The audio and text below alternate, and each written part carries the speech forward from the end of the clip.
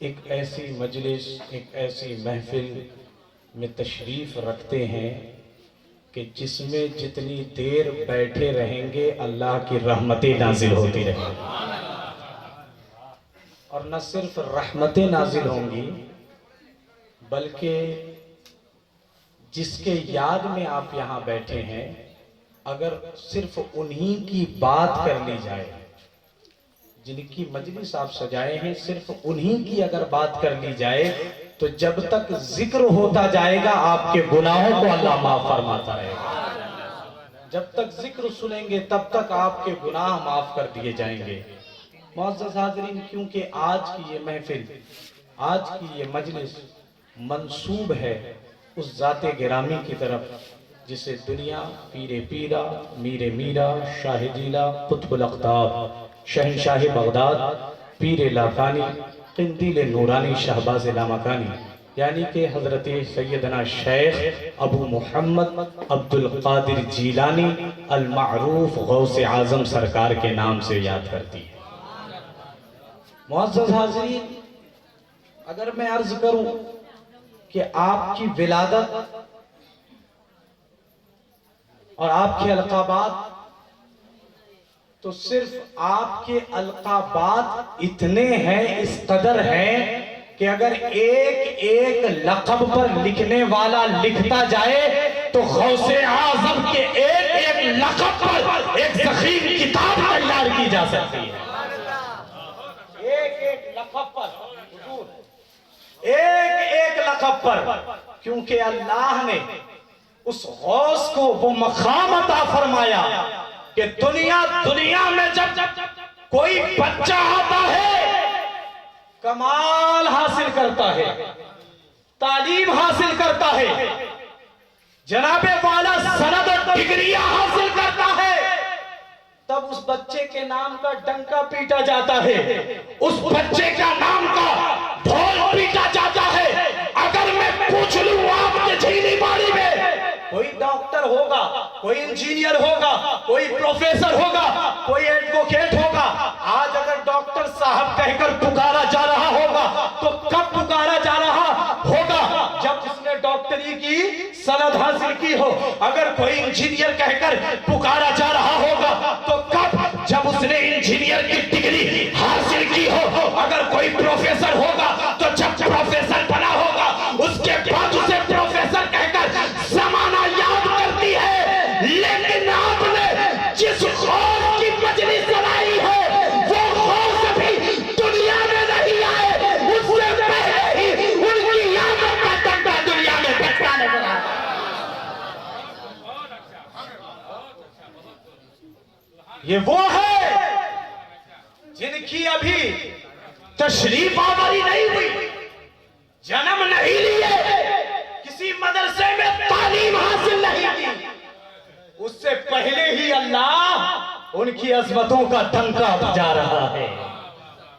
معزز حاضرین، عام پیر کے بارگاہ میں خراج عقیدت پیش کرنے آپ نہیں بیٹھے ہو، اپنے مقدر پر ناز کرو۔ اللہ نے تمہیں آج اتنی بڑی سعادت مندی اور نیک بختی عطا فرمائی کہ آج ہم اور آپ پیران پیر کی مجلس میں بیٹھے ہوئے ہیں۔ معزز حاضرین، اگر آپ غوث اعظم کی ولادت کو دیکھیں تو جس رات آپ اس دنیا میں تشریف لانے والے تھے، اس رات کی حالت اگر میں بیان کروں تو میں صحیح معنوں میں بیان کرنے کا حق نہیں رکھتا۔ کیوں؟ کیونکہ غوث اعظم کے اس دنیا میں آمد کے اگر آپ ایام گنے تو گن نہیں سکتے، کیونکہ سال تقریباً 976 یا 975 گزر چکے۔ تقریباً 1000 سال پہلے غوث اعظم اس دنیا میں تشریف لا رہے ہیں۔ اب ان کی آمد کا ذکر میں کروں تو کیسے مینوان بیان کر سکتا ہوں؟ اس وقت ہوئے کیا، حالات کیا تھے، وہ میں بیان نہیں کر سکتا۔ معزز حاضرین، اگر گھر کی بات سننی ہے تو گھر کے لوگوں سے سماعت کرو، گھر کے حالات سننے ہو تو گھر کے لوگوں سے سنو۔ تم نے سنا کہ غوث اعظم کے والد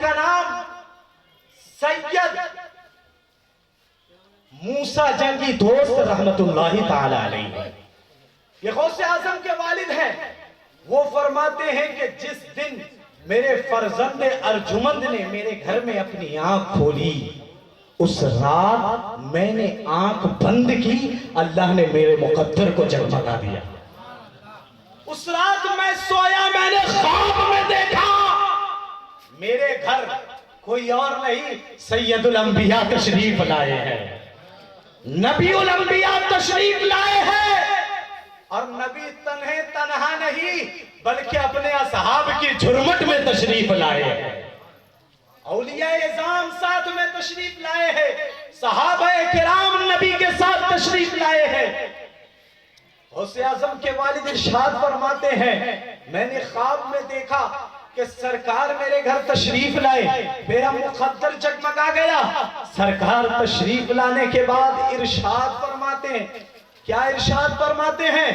سرکار ارشاد فرماتے ہیں یا ابا صالح، غوث اعظم کے والد کی یہ کنیت ہے، سرکار ارشاد فرماتے ہیں یا ابا صالح آتاک اللہ ابنا وہو ولی و محبوبی و محبوب اللہ تعالی۔ نبی غوث اعظم کے والد کے خواب میں تشریف لاتے ہیں، تنہا نہیں اصحاب کرام کے جھرمٹ میں، اور خواب میں تشریف لا کر نبی غوث اعظم کے والد کو مزدہ جاویزہ سناتے ہیں، ارشاد فرماتے ہیں اے ابو صالح، اللہ تمہیں ایک بیٹے کی نعمت سے سرفراز فرمانے والا ہے۔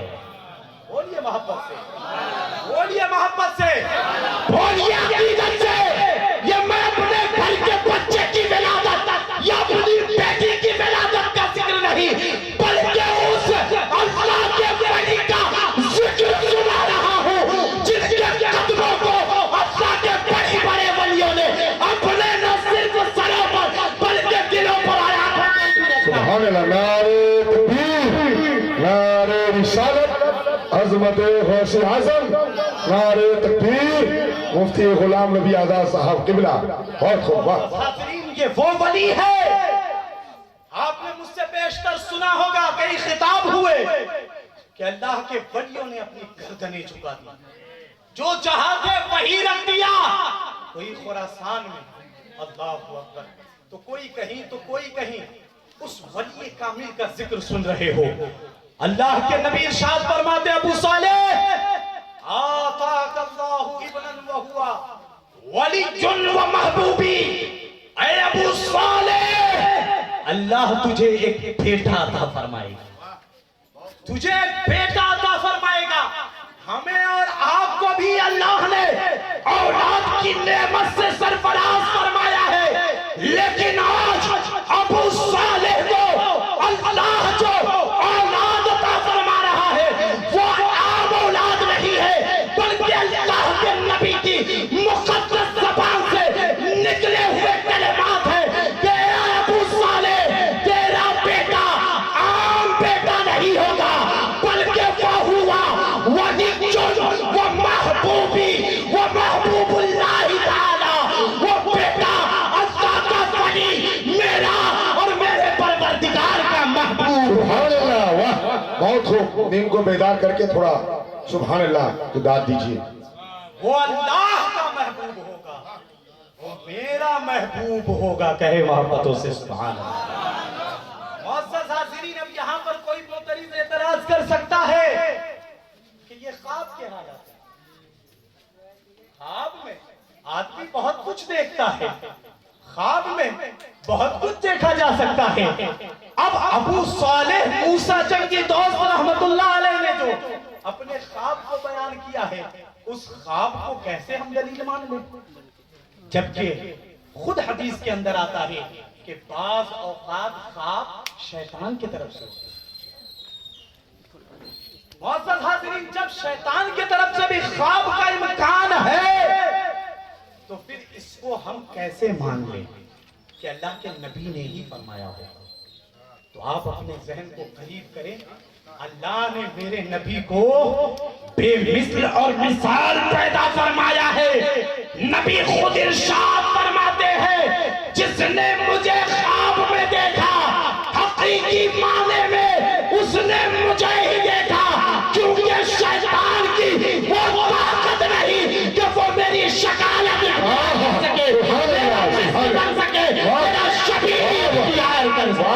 नारे तकबीर, नारे रिसालत, जश्न गौस अलवरा, अज़मत गौस आज़म। सुभान अल्लाह, वाह, बहुत खूब। और ख्वाब के ताल्लुक से अगर आप तफसीली गुफ्तगू सुनना चाहें तो सरकार आला हजरत ने उसकी तकसीम फरमाई है 4।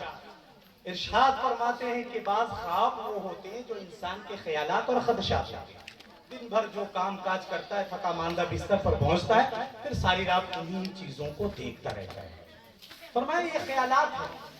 फिर फरमाते हैं कि ख्वाब की किस्मों में से एक ये है कि शैतान की तरफ से वसवसा डाला जाता है, ये भी है। लेकिन उसके बाद आला हज़रत इरशाद फरमाते हैं कि तीसरी किस्म ये है कि अल्लाह ताला फरिश्तों के जरिए आने वाले मुस्तकबिल में रूनमा होने वाले खबरों की हालत ख्वाब में बयान फरमा देता है। और बसा औक़ात अल्लाह सुब्हानहू व तआला चौथी किस्म जो है ये है ख्वाब के कि अल्लाह सुब्हानहू व तआला बगैर किसी फरिश्ते के डायरेक्ट अपने मर्दे मोमिन के कल्ब में किसी गैब की खबर या मुस्तकबिल की खबर की इल्का फरमा देता है। मुअज़्ज़ज़ हाज़िरीन, और इस सिलसिले में एक हदीस भी अल्लाह के नबी सल्लल्लाहु अलैहि वसल्लम इरशाद फरमाते हैं, लम यबक़ा मिनन नबुव्वत, मैं आ गया, अब मेरे बाद नबुव्वत खत्म, अब कोई नबी होने वाला नहीं है। और नबी का माना ही होता है गैब की खबर बताने वाला। कहे मोहब्बत से सुभान अल्लाह। सारी ताकतें आपने पहले खत्म कर दिया, क्या सुनेंगे, सोने का वक्त हो गया है। मुअज़्ज़ज़ हाज़िरीन, लेकिन हाँ, आप अगर सो रहे हैं, लेकिन जिस गौस का जिक्र मैं कर रहा हूँ, मुझे अल्लाह की ज़ात से उम्मीद है उनका जिक्र सुनने रिजालुल गैब जरूर। हाँ हाँ, बहुत खूब, हक है, बेशक। जिन्नात और वो मखलूक़ात कि जिन्हें हमारी और आपकी आंखें देख नहीं सकती, वो मखलूक़ात भी इस मजलिस में हाजिर होंगे, क्योंकि जब गौसे आज़म कभी वाज फरमाते मुअज़्ज़ज़ हाज़िरीन, तो हज़ारों हजार वो मखलूक़ात भी आपके वाज सुनने, आपकी नसीहतें सुनने, आपके जलसे में होते। इस सिलसिले में एक रिवायत मेरे ज़हन में आ रही है, जल्दी बोलकर अपनी गुफ्तगू आगे बढ़ाने की सआदत हासिल करना चाहूंगा। गौसे आज़म के जमाने में एक बुजुर्ग थे, वो वजीफा पढ़ते थे ताकि उस वजीफा के जरिए वो जिनों को अपने खिदमत में हाजिर, जिनों को अपनी खिदमत में हाजिर कर सके। एक दिन उस बुजुर्ग ने वजीफा पढ़ना शुरू किया, पढ़ रहे हैं, एक दफा, 2 दफा, 3 दफा, कई दफा पढ़ने के बावजूद मामूल के मुताबिक वो जिन पहली दफा ही आता था, लेकिन आज ताखीर पर ताखीर हो रही है, लेट पर लेट हो रहा है, डिले पर डिले हो रहा है, औरात और वज़ाइफ पढ़े जा रहे हैं, लेकिन वो जिन हाजिर नहीं हो रहा है, शिरकत नहीं कर रहा है, उनके खिदमत में नहीं आ रहा है। अल्लाह अकबर कबीरा। कुछ देर के बाद फिर जब वो जिन आता है, वो बुजुर्ग कहते हैं कि आज ताखीर की वजह क्या है, आज इतने लेट से क्यों आए, आने में डिले क्यों हुआ। मुअज़्ज़ज़ हाज़िरीन, सुनो, कलेजा ठंडा हो पड़ जाएगा, आपका दिल और सीना आज खुशी से मचल जाएगा। जो ही उस बुजुर्ग ने उस जिन से कहा कि आज तुम लेट से क्यों आए, आज तुम ताखीर से क्यों आए, अल्लाह अकबर कबीरा, वो जिन अपने उस बुजुर्ग को, अपने उस हाकिम को, अपने उस आका को जवाब देता है, हुजूर आज से पहले आपने जब भी वजीफा पढ़ा था, उस वक्त पीराने पीर शेख मुहिद्दीन अब्दुल कादिर जीलानी की मजलिस नहीं सजी थी, इसलिए मैं आ जाता था, लेकिन आज जो आपने वजीफा पढ़ना शुरू किया तो उसकी ताखीर की वजह यह है कि आज बगदाद की जामा मस्जिद में शेख अब्दुल कादिर वाज फरमा रहे थे, इसलिए आने में ताखीर। वाह, बहुत खूब, जिंदाबाद। आने में ताखीर हो गई। वो बुजुर्ग ताज्जुब में पड़ जाते हैं और कहने लगते हैं कि मुहिद्दीन अब्दुल कादिर के वाज से मजलिस से तुम्हारे देर में आने का क्या वाकया है, क्या माजरा है, क्या निस्बत है, क्या मंतिक है, क्या लॉजिक है। तो वो जिन जो जवाब देता है, सुनो, जिन कहता है, हुजूर जितने लोग मट्टी के ऊपर चलते हैं और गौसे आज़म की मजलिस में वाज सुनते हैं, उनसे कहीं ज्यादा हम उनके मजलिस वाज में जाते हैं और उनके दस्ते मुबारक पर हमने इस्लाम भी कबूल किया। सुभान अल्लाह, नारे तकबीर, نعرے رسالت، نعرے رسالت، جشن غوث الورا، عظمت غوث اعظم۔ اس لیے مجھے اللہ کی ذات سے امید ہے، آپ بولے نہ بولے لیکن وہ مخلوق جنہیں ہم اور آپ نہیں دیکھ پا رہے ہیں وہ اس غوث کا ذکر سننے ضرور آئے۔ معزز حاضرین، میں یہ عرض کر رہا تھا کہ اللہ کے نبی صلی اللہ علیہ وسلم نے ارشاد فرمایا لم یبقى من النبوہ، اب نبوت باقی نہیں رہے گی، لا نبی بعدی، میرے بعد اب کوئی نبی نہیں آئے گا، میں خاتم النبیون ہوں، میں خاتم الانبیاء ہوں، میں خاتم المرسلین ہوں، اب میرے بعد کوئی نبی اس دنیا میں نہیں آئے گا، ہاں الا المبشرات، لیکن بشارتیں ہوں گی۔ اللہ اکبر کبیرہ، نبی ارشاد فرماتے ہیں میرے بعد نبی تو نہیں ہوگا لیکن بشارتیں ہوں گی۔ صحابہ نے ادب کے ساتھ عرض کیا حبیبی یا رسول اللہ، قالوا وما المبشرات یا رسول اللہ، اے اللہ کے نبی صلی اللہ علیہ وسلم، مبشرات کیا ہے، بشارتیں کیا ہے، خوشخبریاں کیا ہے؟ تو اللہ کے نبی صلی اللہ علیہ وسلم ارشاد فرماتے ہیں الرؤیا الصالحہ، اب غیب کی خبر، مستقبل کی باتیں بتانے والا کوئی نبی تو نہیں آئے گا لیکن مستقبل میں واقع ہونے والی خبروں کا علم اللہ تمہیں سچے خوابوں کے ذریعے سے فرمائے گا۔ سبحان اللہ، سبحان اللہ، زندہ باد، واہ، الرؤیا الصالحہ، بہت خوب۔ مستقبل میں ہونے والی باتوں کا علم تمہیں اللہ سچے خواب کے ذریعے سے القاء فرمائے گا۔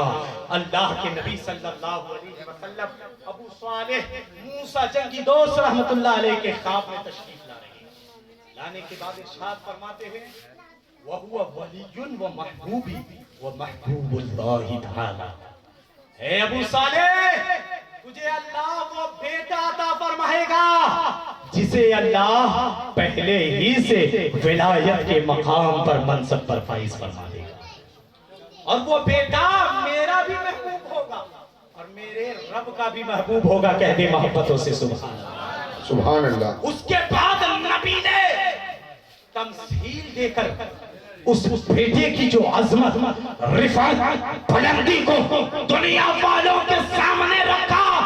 اش کرو گے مومنوں، نبی تمثیل دے کر ارشاد فرماتے ہیں وَسَيَكُونُ لَهُ شَانٌ فِي الْأَوْلِيَاءِ وَالْأَخْطَابِ، جو بیٹا تمہیں اللہ عطا فرمانے والا ہے اس بیٹے کی عظمت، اس بیٹے کی رفعت، اس بیٹے کی بلندی، اس بیٹے کی شان یہ ہوگی جس کی تم آج عظمت سننے آئے ہو، جس غوث الورا کانفرنس میں تم بیٹھے ہو، ان کی آمد اور ان کی ولادت سے پہلے نبی ان کی عظمت کا کس طرح اعلان فرماتے ہیں، کہتے ہیں وَسَيَكُونُ لَهُ شَانٌ فِي الْأَوْلِيَاءِ وَالْأَخْطَابِ، تیرے اس بیٹے کی عظمت، تیرے اس بیٹے کی بلندی، تیرے اس بیٹے کی رفعت اس قدر ہوگی ولیوں میں اور اقطاب میں جیسے اللہ نے نبیوں میں